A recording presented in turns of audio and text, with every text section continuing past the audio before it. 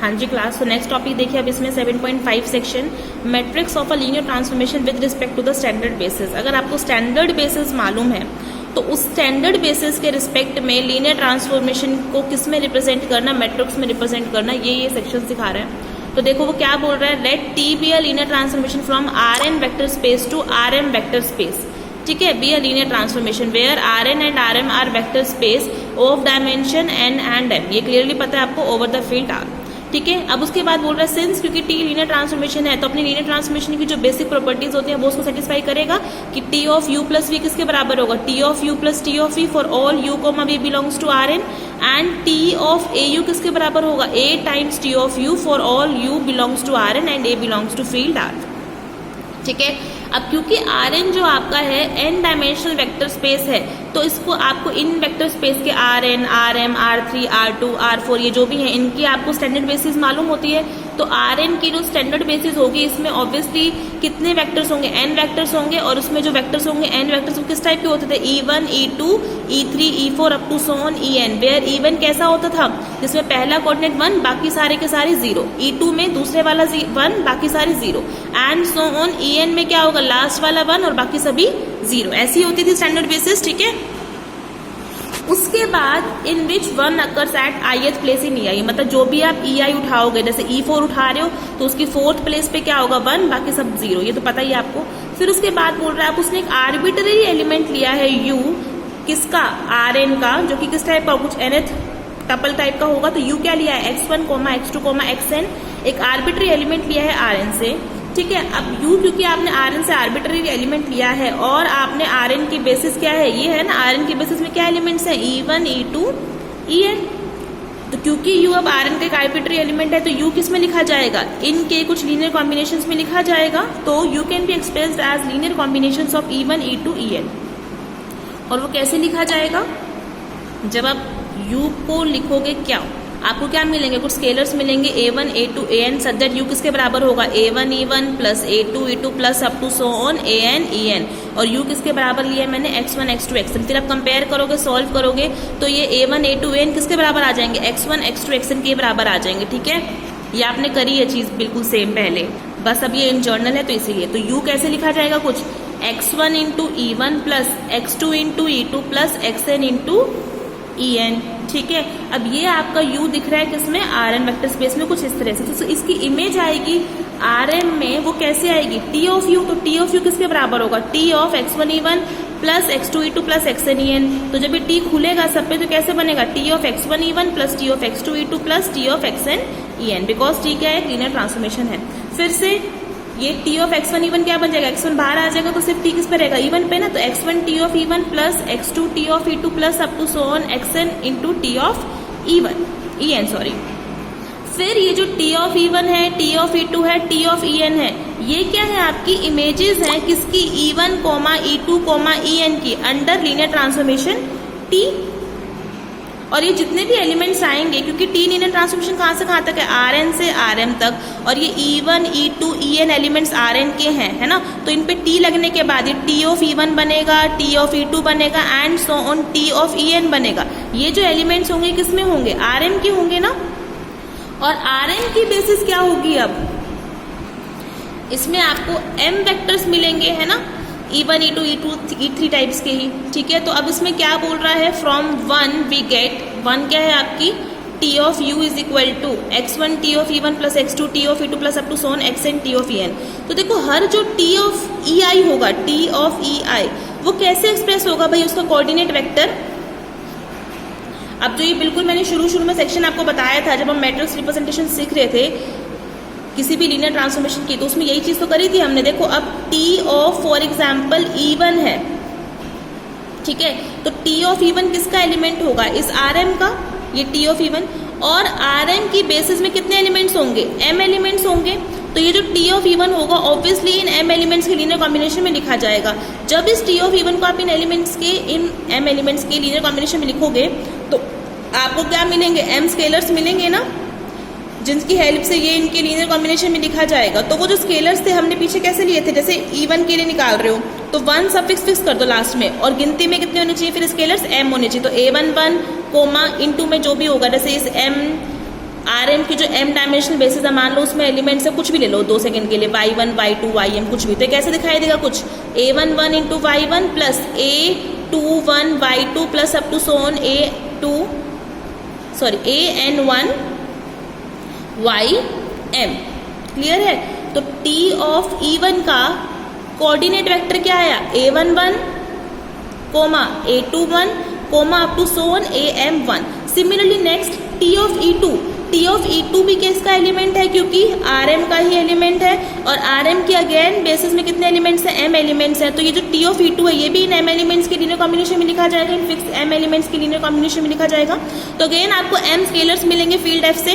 तो इस e2 के लिए जो मैंने m स्केलर्स माने हैं वो क्या मान लिए मैंने, a12 a22 and so on up to am2। ये 2 क्या बता रहा है लास्ट में कि इस t ऑफ e2 के ये स्केलर्स हैं, और ये जो गिनती चालू हुई है 1 से लेकर के 2 अप टू सोन m, ये दिखा रहे हैं कि ये m स्केलर्स हैं। ठीक है, ये चीज बता चुकी हूँ मैं पीछे स्टार्टिंग के चैप्टर में। ठीक है, तो यहाँ से इन जर्नल आप लोग कैसे ले सकते हैं कि जो हर एलिमेंट होगा t ऑफ ei, सबका कोऑर्डिनेट वेक्टर किस टाइप का होगा, किसी भी रैंडम t ऑफ ei का, तो a1i comma a2i comma up to so on ami। ये i तो ये डिनोट कर रहा है कि ये हमने कौन सा वेक्टर पकड़ा है, और गिनती में कितने हैं 1 से लेकर के m तक, ये गिनती बता रही है। ठीक है, तो अब पुट कर दो from 1 what we get, t of u किसके बराबर होगा, x1 into t of e1 का कोऑर्डिनेट वेक्टर क्या है, t ऑफ e1 का a11 comma a21 comma up to so on am1, फिर plus x2 into t of e2 क्या बनेगा यहाँ से, a12 comma a22 comma up to so on am2, फिर अब plus up to so on plus xn into t of en क्या मिलेगा यहाँ से, a1n comma a2n and so on up to amn। फिर उसने क्या बोला है, अगर आपका t ऑफ u कुछ, क्योंकि t ऑफ u किसको बिलोंग करेगा, u अगर आपने आर्बिट्री एलिमेंट लिया है Rn से, तो t of u obviously Rm में जा रहा है। ठीक है, और Rm कैसा है आपका, इसमें m टपल कोऑर्डिनेट्स आते हैं, तो जो t ऑफ u करके एलिमेंट आएगा, मान लो ये कुछ v है, और इस v को मैं क्या बोल रही हूँ, कुछ m tuple element y1 comma y2 comma up to so on ym। तो t ऑफ u की वैल्यू एक तो खोलने पे ये आई है, और मैंने इसको किसके बराबर रख ली, t ऑफ u को y1 comma y2 coma ym के। तो y1 comma y2 coma ym यहाँ से किसके बराबर आ जाएगा, x1 into a11 comma a21 comma up to so on am1 plus x2 into a12 comma a22 comma am2, फिर plus up to so on xn into a1n comma a2n plus amn। फिर आप इसको सॉल्व करेंगे, अंदर सब इनको मल्टीप्लाई कर दो, फिर कंपेयर करो। पहला कोऑर्डिनेट यहाँ से y1 आएगा, इनका क्या आएगा, देखो जब इनको अंदर मल्टीप्लाई कर दोगे सबको, तो ये क्या बनेगा, x1 a11 coma x1 a21 and so on x1 am1, है ना। ऐसे ही नेक्स्ट क्या बनेगा, प्लस में x2 a12 comma x2 a22 comma up to so on x2 am2, फिर प्लस ये क्या बनेगा lastly xn a1n comma xn a2n and so on xn amn। फिर सबको ऐड कर दो, है ना, x पहला कोऑर्डिनेट क्या मिलेगा, फिर finally x1 a11 plus x1 a11 plus x2 a12 plus up to so on xn a1n। फिर सेकंड क्या मिलेगा आपको coordinate, x1 a21 plus x2 a21, क्या मिलेगा आपको, x1 a21 plus x2 a22 plus up to so on x2 a2n। ठीक है, and so on. तो फिर कंपेयर कर दोगे, फिर y1 y2 yn की वैल्यूज मिल जाएंगे आपको, m इक्वेशंस मिलेंगी फाइनली। तो खुद कर लेना, क्या मिलेगा आपको, y1 a11 x1 plus a12 x2 plus up to so on plus a1 xn। ठीक है, सो खोलोगे खुद समझ आएगा, कुछ नहीं है इसमें। ऐसे ही y2 क्या निकल के आएगा, a21 x1 plus a22 x2 plus up to so on plus a2n xn। ऐसे ही y3 और ym ये आएगा। फिर ये आप इसको सिस्टम ऑफ इक्वेशन रिड्यूस कर दो, तो क्या आएगा, y equal to a into x, where y के है आपका column vector y1 y2 ym equal to a matrix क्या मिलेगी, a11 a12 a13 up to so on a1n a21 a22 up to so on a2n and lastly am1 am2 amn into में, और ये x क्या मिलेगा आपको, again column vector x1 x2 xn variables का।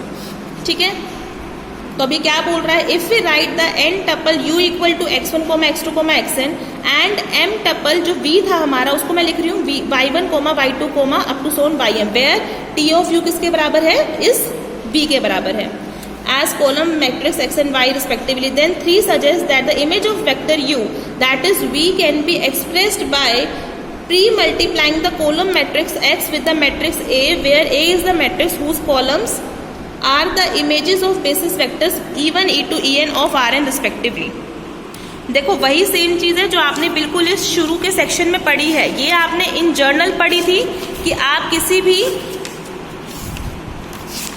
Linear transformation को मैट्रिक्स में रिप्रेजेंट कैसे कर सकते हैं। ये बस आपका एक पर्टिकुलर केस था, Rn से Rm के लिए आप लोग क्या कर सकते हैं, मैट्रिक्स रिप्रेजेंटेशन कैसे कर सकते हैं। डिफरेंस क्या था उसमें, आप लोगों ने कैसे किया था कि डायरेक्ट जो मान लो अगर आपने U1 U2 UN बेसिस ली है U की, V1 V2 Vm बेसिस ली है V की, है ना, ये B डैश वाली, तो आप लोग क्या कर रहे थे, जो आपके ये U1 U2 UN बेसिस के एलिमेंट्स हैं B के, उनके कॉरस्पॉन्डिंग जो इमेजेस एलिमेंट आएंगे किसमें, V में, मतलब T of U1 T of U2 और T ऑफ U1 आएंगे, किसके एलिमेंट्स आएंगे, V के। फिर ऑब्वियसली V की बेसिस ये है तो वो उनके लीनियर कॉम्बिनेशन में लिखे जाएंगे। फिर आपने ऐसा कुछ बनाया था। फिर मैंने क्या कहा था कि इस वाले जो आपकी सिस्टम ऑफ इक्वेशन वाला सिस्टम आएगा, इसको जब मैट्रिक्स सिस्टम में डिनोट करोगे तो जो आपकी कोफिशिएंट मैट्रिक्स आ रही है A11 A21 AM1 एंड सोन, फिर इसका ट्रांसपोज कर दोगे तो वो क्या होती थी, मैट्रिक्स रिप्रेजेंटेशन होती थी किसी भी लीनियर ट्रांसफॉर्मेशन T की।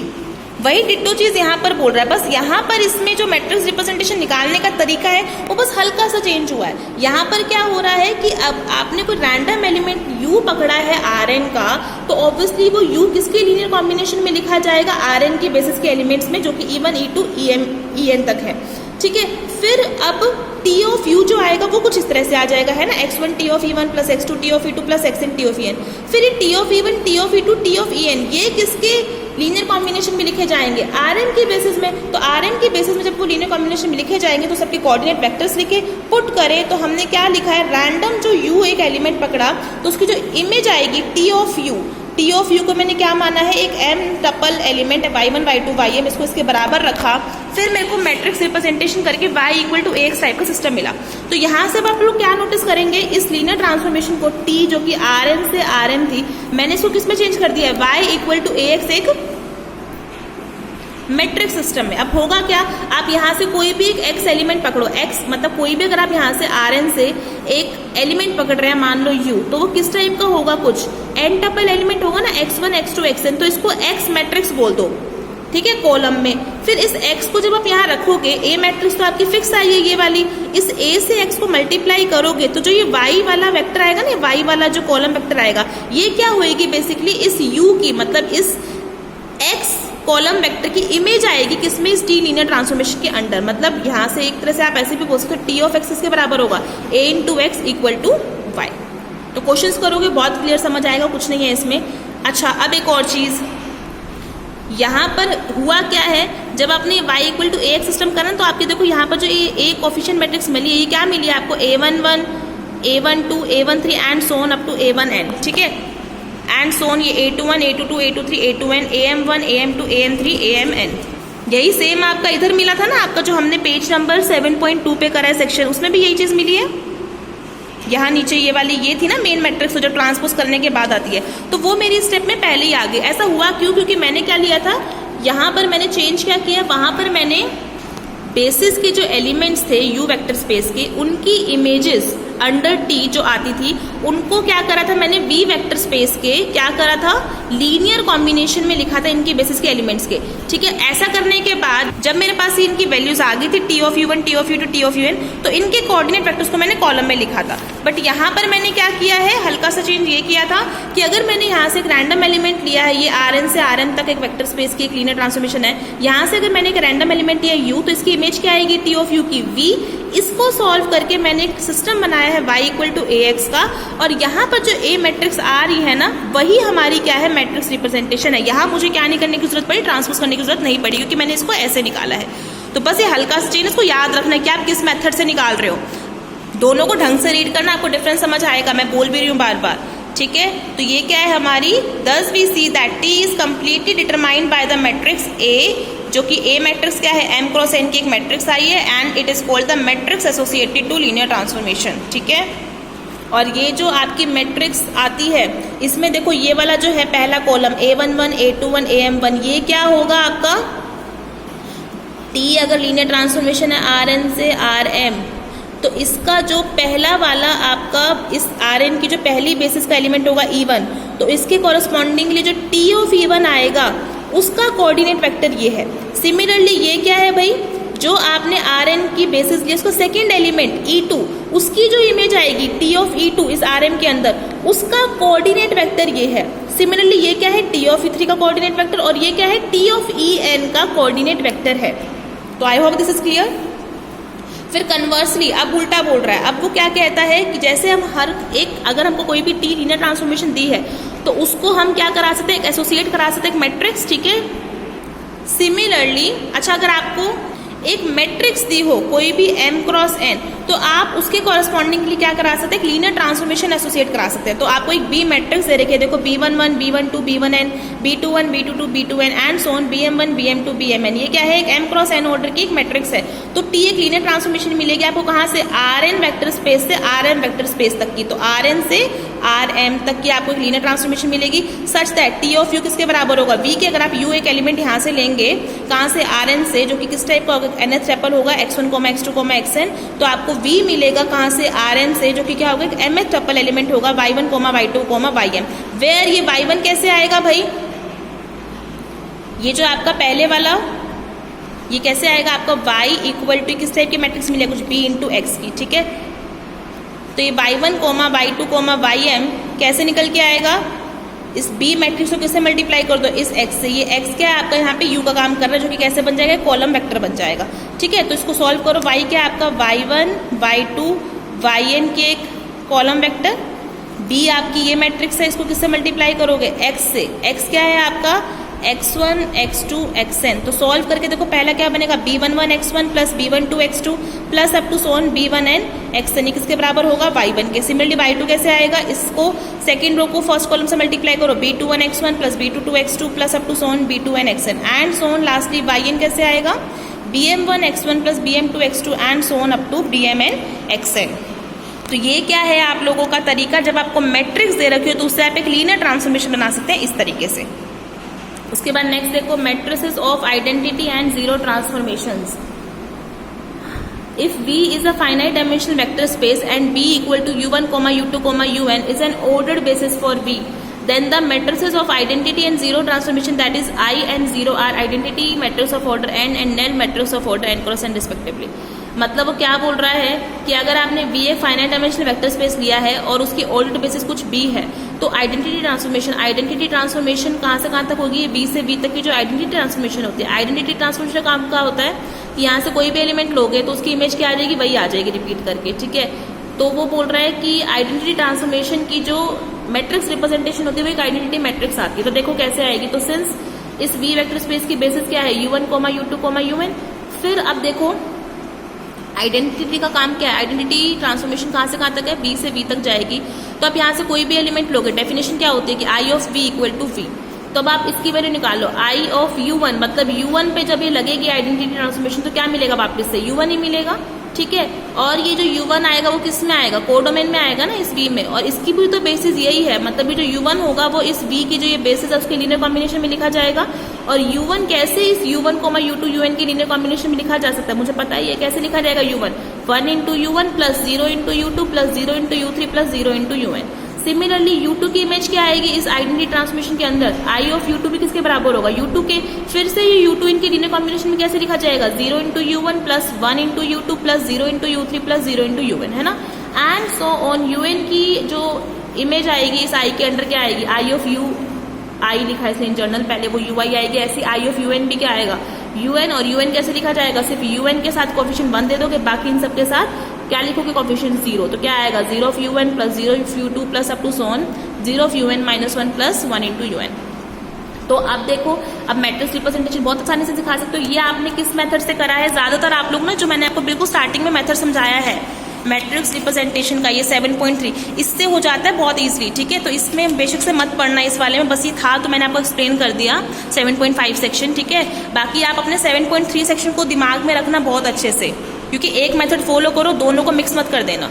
तो अब फर्स्ट मेथड कहता क्या था कि अगर कोई ट्रांसफॉर्मेशन है किसी वेक्टर स्पेस से किसी वेक्टर स्पेस तक, तो इस वेक्टर स्पेस की बेसिस के जो एलिमेंट्स हैं इन सब की इमेजेस निकालो इस V के अंडर और इसके जो बेसिस है उसके लीनियर कॉम्बिनेशन में लिखो, है ना। तो इधर क्योंकि आई जो आइडेंटिटी ट्रांसफॉर्मेशन है वो वी से वी तक है, तो वी की बेसिस भी यही है और वी की बेसिस भी यही है ऑब्वियसली, ठीक है। तो इसकी जो बेसिस के एलिमेंट्स पकड़े u1, u2, un, इन सब की इमेजेस निकाली इस आई ट्रांसफॉर्मेशन के अंडर जो कि ये आई, फिर इन सबको क्या लिखा, इसके लीनियर कॉम्बिनेशन में लिखा ये, ठीक है। फिर काम क्या होता था, फिर ट्रांसफॉर्मेशन कैसे बनती थी कि जैसे आपने जो पहला वेक्टर है u1, इसकी इमेज निकाली आई ऑफ u1, ये आई किनके लीनियर कॉम्बिनेशन में, इनके लीनियर कॉम्बिनेशन में u1, u2, un and so on.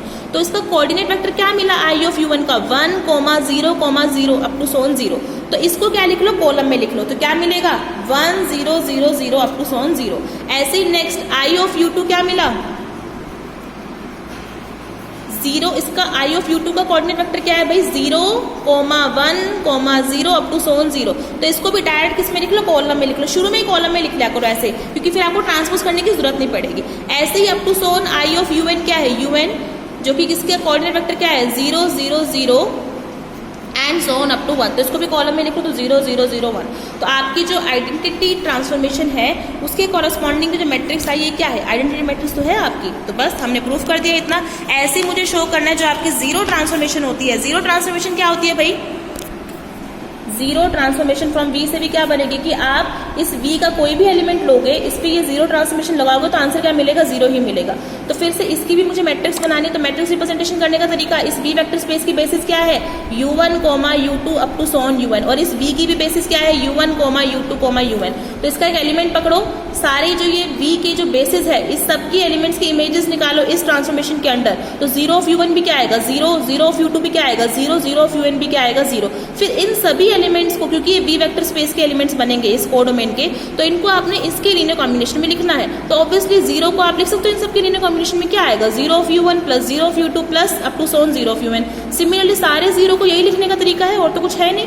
तो इधर जो u1 की इमेज आई है इस जीरो ट्रांसफॉर्मेशन के अंडर, उसका कोऑर्डिनेट वेक्टर क्या है 0, 0, 0, 0। ऐसे इसका भी क्या है coordinate vector 0, 0, 0 and so on last का भी क्या है 0, 0, 0।